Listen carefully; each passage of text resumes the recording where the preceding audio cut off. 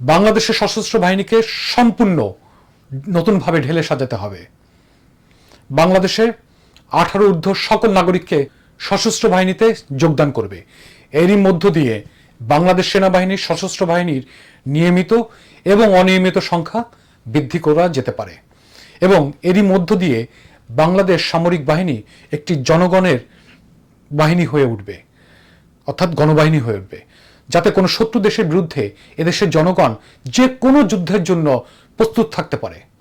স্পষ্ট করে বলতে গেলে আসন্ন পানি নিয়ে যে যুদ্ধ, তারই প্রস্তুতি নেওয়া। সামরিক বাহিনীর যে সকল গোপন চুক্তি হয়েছে, বিশেষত ভারতের সাথে প্রতিরক্ষা সরঞ্জাম ক্রয়, মিলিটারি শিক্ষা সহযোগিতা সহ অন্যান্য সমস্ত চুক্তি বাতিল করতে হবে। বিশেষত 15 বছরের সহ গত 30 বছরে সামরিক বাহিনীতে, সশস্ত্র বাহিনীতে করা সকল ক্রয় বিক্রয় চুক্তি পুনর্মূল্যায়ন, অডিট করাতে হবে এবং দুর্নীতি তদন্ত করাতে হবে। ইতিমধ্যে বাংলাদেশের সশস্ত্র বাহিনী উচ্চ পদে অধিষ্ঠিত জেনারেলরা বিভিন্ন দুর্নীতি অভিযুক্ত।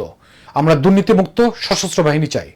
সেনাবাহিনী, বিমান বাহিনী, নৌবাহিনী দুর্নীতিমুক্ত করতে হবে।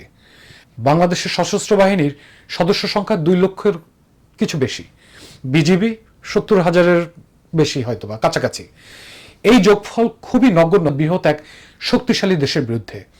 আমাদের এই সংখ্যা নিয়মিত অনিয়মিত বাহিনী মিলিয়ে কয়েক কোটিতে উন্নীত করতে হবে। পরিশেষে র্যাব বাহিনী বিলুপ্ত করতে হবে অবিলম্বে। র্যাব থেকে সশস্ত্র বাহিনীর সকল সদস্যদেরকে যার যার বাহিনীতে ফিরিয়ে নিতে হবে।